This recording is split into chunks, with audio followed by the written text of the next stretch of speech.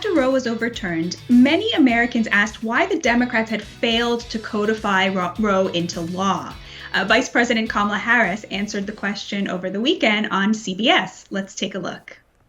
When you look back, did Democrats fail, past Democratic presidents, congressional leaders, to not codify Roe v. Wade over the past 5 decades? I think that, to be very honest with you, I do believe that we should have rightly believed, but we certainly believe that certain issues are just settled. Certain issues are just settled. Clearly we're not. No, that's right. And that's why I do believe that we are living, sadly, in real unsettled times.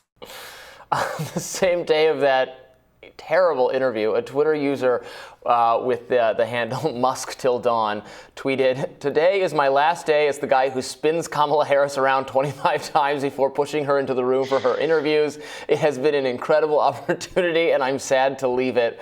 That's obviously a joke, and one I thought was funny because I can't stop laughing at it. Political commentator Olayemi Olurin and founder of Wrong Speak Publishing, Adam Coleman, are now here with us to discuss. Welcome to you both. Morning. Thank you. So, Olayemi, are we being unfair to Kamala here? Did you think that joke was funny? I did. I mean, look, she doesn't give a coherent answer at all to that question. We can't even attack her answer because it's just a nothing answer, and this is becoming so characteristic of how she responds to questions. What do you think? Yeah, this particular one is not an unfair criticism of Kamala. One, she didn't answer the question, but two, it's just a bad answer. They obviously failed. You concede the failure. I'm not going to put the entire last 50 years on you or Joe Biden's back, in specific, Kamala, but obviously they failed. And to say, we believed we were living in settled time, that's just completely untrue. Maybe if you were a layperson, a regular person who's not engaged in the political landscape, maybe you would have thought the right to abortion was settled. But people have been saying repeatedly to them that this is coming. A case doesn't just appear in front of the Supreme Court. It had to go all the way up. We've seen the Republican Party has meant to challenge this all along. And the Democrats consciously know that because Obama promised in his term that it would be codified, did not. So this is just something that they chose not to do. And they very much so are complicit in the place that we're at now. And for whatever reason, they're doing everything they can to avoid that level of accountability. But it's obviously a failure on their part. Adam, you wrote an awesome piece for us at Newsweek called Kamala Harris is a Diversity Hire. I'm wondering, if you feel that you've been sort of vindicated in making that argument when she makes gaffes like this. Well, yeah, I mean, the point of me saying that she's a diversity hire has more to do with Joe Biden arbitrarily selecting someone based off of their skin color and their sex. Before he selected Kamala Harris, he basically said, "I'm looking for a black female," point blank. That means that his first initiatives is to look at someone's physical characteristics, which, for a position of power, or at least somewhat power as a vice president, shouldn't be the first thing that you're looking for. But I think also she was selected because she plays the game well, as far as following along with the establishment wants. But the problem is that she's not a leader.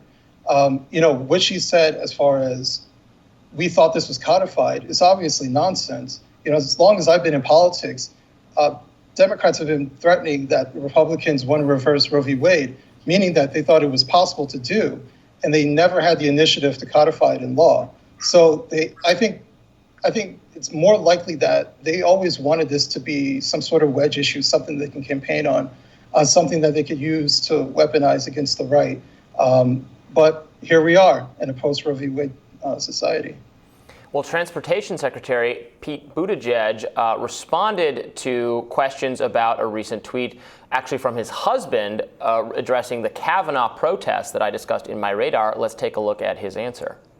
Your husband tweeted after Justice Brett Kavanaugh left a Washington restaurant due to protesters. The tweet reads, "Sounds like he just wanted some privacy to make his own dining decisions."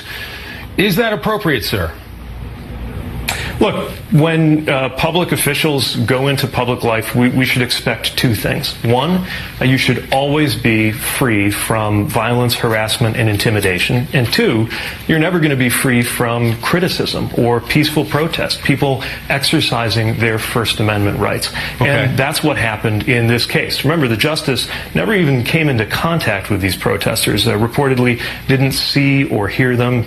And these protesters are upset because a right, an important right, that the majority of Americans support was taken away.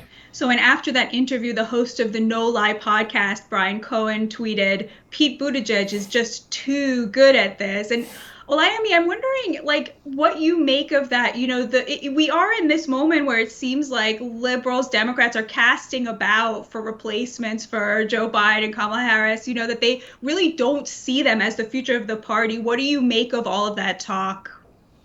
Well, I don't think they're the future of the party. I was never somebody who was particularly hyped for them in the first place. I think Biden is a establishment moderate, and I think they insisted that he was the future because I think the Democratic Party itself is more committed to a moderate centrist world than their voters are. So they've pushed that, and that's why we're here, and it is what it is. As far as Buttigieg and his comments, I think he answered the question absolutely excellently. I think you hear a lot. The right loves to weaponize and talk about the right to free speech whenever they want to talk about every hateful thing that they want to do, what they want to say. But when it comes to them being criticized or protests, which are just as intrinsic to our right to free speech as anything can be, Supreme Court has decided on this. There's nothing wrong with protests. All of a sudden, they don't recognize it. Oh, the left has gone too far. No, there's no reason why. First of all, we have a constitutional right.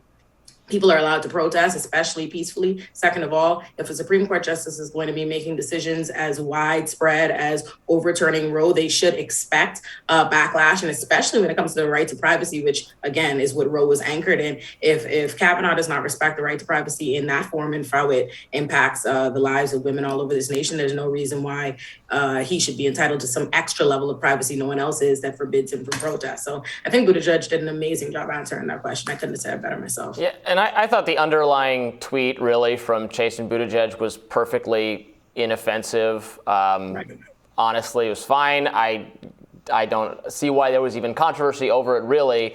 Whether Pete's response, I guess, then was also fine. It was a weird question in the first place because I didn't really see what was wrong with the tweet. But Adam, what do you think? So it's interesting to see this. I don't know exactly who this. What is it? The No Lie.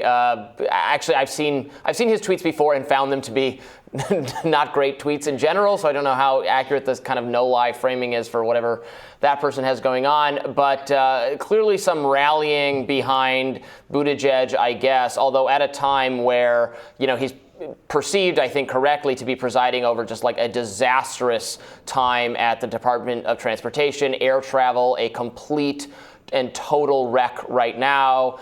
Is Mayor Pete having some kind of future beyond this, or is being set up to have a future, given the disappointment that some in the Democratic Party, you think, have with Biden and Harris?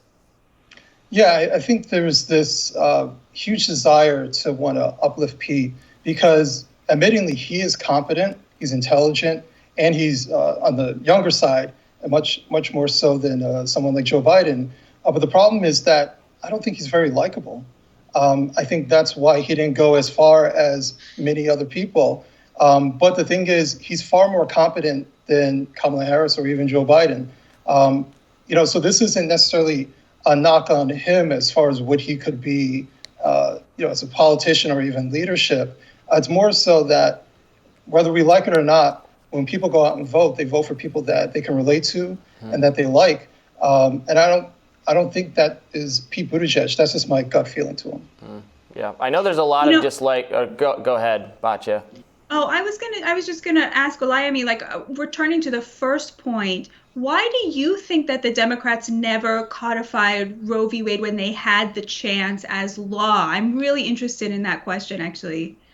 If I'm honest, I think they're not. I don't think they're as interested in it. I think very often we conflate the will of the Democratic voter base with the Democratic Party, and that's just not the case. If you look at Joe Biden is our president, right? The head of this now. You would assume because Democrats are so heavily in favor of codifying Roe and the right to abortion that the president of our party is. If you look at his entire track record from the time Roe was passed to now, he's been against abortion pretty steadily. The change now only occurs in rhetoric because now that's where the party has to be. That's where the country is. But I think what you'll see is a lot of these Democrats are establishment moderates who were not that keen on the right to abortion in the first place. And when they didn't have to go out of their way to do something about it, they wouldn't, because it wasn't in their personal interest card. Now you see the country is upset, so they have to speak. They have to speak to what we want. They have to say, oh, we want to codify the right to abortion, go out and vote the right to abortion. But if you really think about it, just the other day, before when we were just dealing with the leaked opinion, before it was even official that Roe was going to be overturned, the Democrats got out and they said,